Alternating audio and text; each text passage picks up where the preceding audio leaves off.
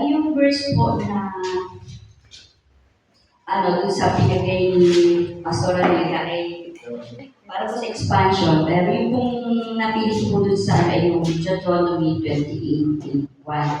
Sabi po sa Tagalog, sa magandang balita Biblia, kung susundin lamang ninyo si Yahweh na inyong Diyos at tutuparin ang kanyang mga utos, gagawin niya kayong pinakadakila sa lahat ng mga bansa sa balat ng lupa. So, dun sa English po, it shall come to pass if thou shalt hearken diligently unto the voice of the Lord thy God, to observe and to do all his commandments, that the Lord thy God will set thee on high above all the nation, all the earth. So, balik po yung dun sa hearken diligently or pakinggang mabuti ang mahalagang balita. Sa magandang balita sa Tagalog, kung susundin, doon saan na ipapakinggan. So, bali doon sa verse na ito, sabi po niya ay ang mahalagang salita ng Hebrew na nagbibigay ng mas malalim na panugal sa mensahe ng Diyos. Yung hearken diligently ay ang salitang Shama. Ang ibig sabihin po ay makinig. So, paano ba tayo nakikinig? Nakikinig tayo sa pumilitan ng mensahe ng pastor, sa radyo, sa DCAS, sa mga nakikita natin sa fellowship. Marami tayong pwedeng pakinggan, pero yung pinapakinggan natin, nagbabase din siya sa Bible na binabasa natin. So, ito naman ay, pero ang pinanalin doon ay pakikinggan at susundin yung salita ng Diyos. So, bali, ang sabi na doon, makinig tayo ng mabuti. Unawain ang narinig at sunod sa narinig. So, bali, hindi lang siya pinakinggan, uunawain at susundin yung narinig. Amen. So, sa Bible po, ang pakikinig ay may kasamang pagsunod. Yun, pagsunod. Ano yung mga napakinggan natin ngayong linggo? May mga napapakinggan tayo na sa radyo, sa TV, kung ang papakinggan natin napakadami, kung digmaan. So parang kung yun ang ating na-meditate, yun yung ma-absorb natin. Parang, ay, may digmaan, ay, tataas ang presyo ng ganito, ay, tataas ang... Pero sabi naman sa ng Panginoon, kung nabasa natin yung Bible, yung pakikinig natin, pag nabasa natin na may pangako ang Diyos. Yung pangako ng Diyos, siya ang magbibigay, magsusupport. So, yung mga nangyayari, kapag nasa Panginoon ka, hindi tayo mababahala. So, yun po yung Sabi naman dun sa yung voice dun sa Hebrew word ay call, na haliga ng tinig o boses. Ito ay tumutukoy sa salita ng Diyos, sa kanyang utos, sa kanyang gabay. Pero ngayon madalas, ang napapakinggan natin ay yung social media. So, kailangan magbababa din tayo sa salita ng Diyos. So, yun din. Sa 24 hours, minsan, guilty po tayo. Ako, guilty din ako na parang, kung itatouch natin yung oras, 2 hours and 40 minutes. Gano'n katagal tayo nagbababad sa salita ng Diyos. So, Lord, sorry. Yun yung, kay Sandro at kay Daniel, mga bata. Kahit matanda parang, sasawa ko, nanay. Guilty tayo parang 2 hours and 40 minutes pa tayo nagbababad sa Panginoon. Yun, sorry Lord. Yun yung devotion na parang hindi gano'n, hindi natin nabibigay. Ako sarili ko, parang hindi ko nabibigay yung gano'n.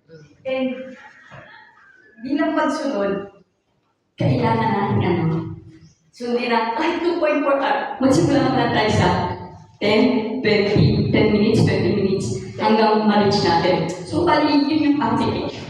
And, kahit nga sa times ng oras mabigay natin.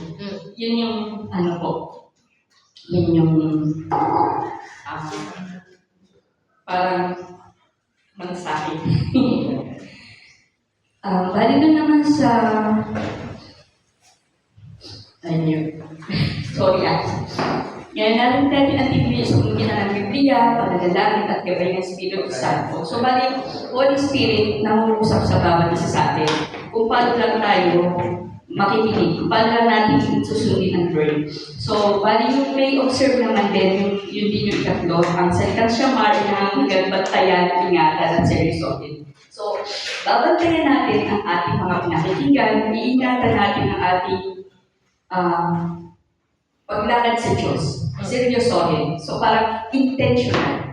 So, yun yung ibig sabihin ng utos ng Diyos at dapat pahalagahan at iniingatan sa puso. So, ang salita ng Diyos ay hindi lamang binabasa, ito iniingatan at pinapahalagahan.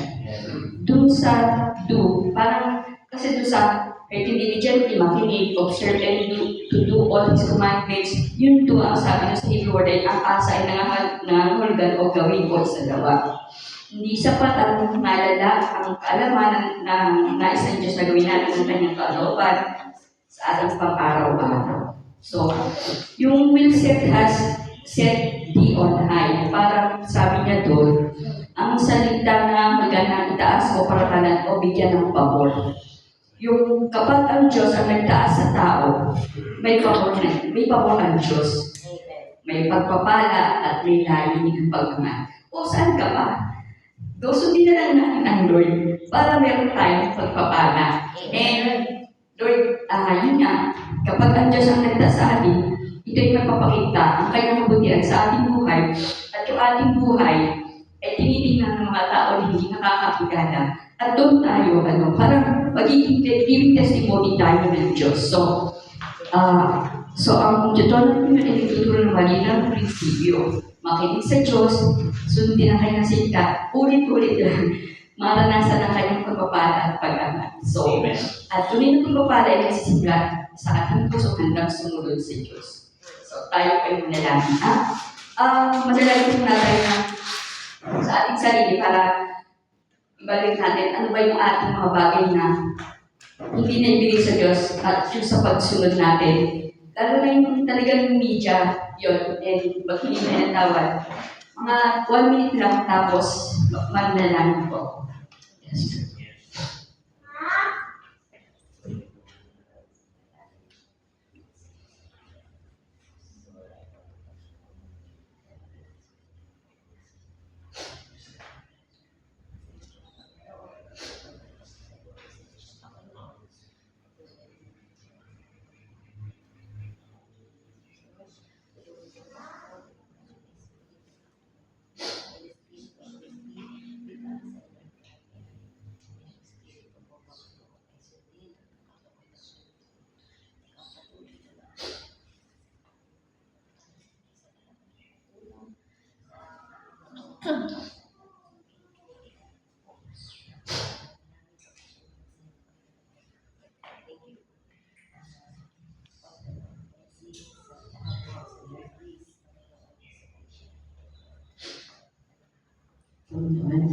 Salamat po sa umaga ito na kayo mausap sa amin. Salamat po sa salita niyo na ayaw po kami Diyos ito nga po ay sharper than any sword Panginoon na umigil sa aming puso.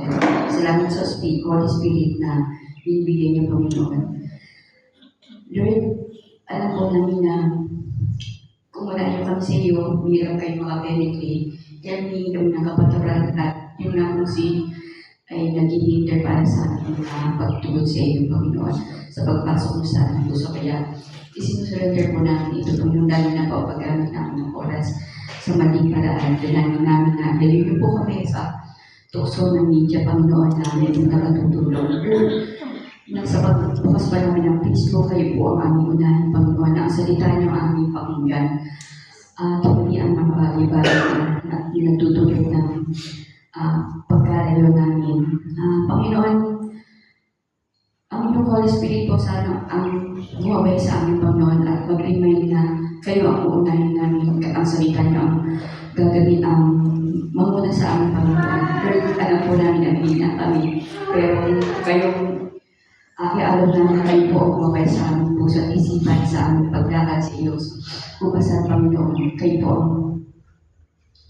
ang magagabay sa amin. Salamat po sa umaga ito. Naway paunin namin ang iyong salita sa pang-araw-araw at mali po itong action, Panginoon. Mali po itong gabay sa aming pang-araw-araw na buhay. At makita ng mga tao sa paligid namin na kayo ang Diyos na aming pinamumuhay sapagkat kasama namin kayo.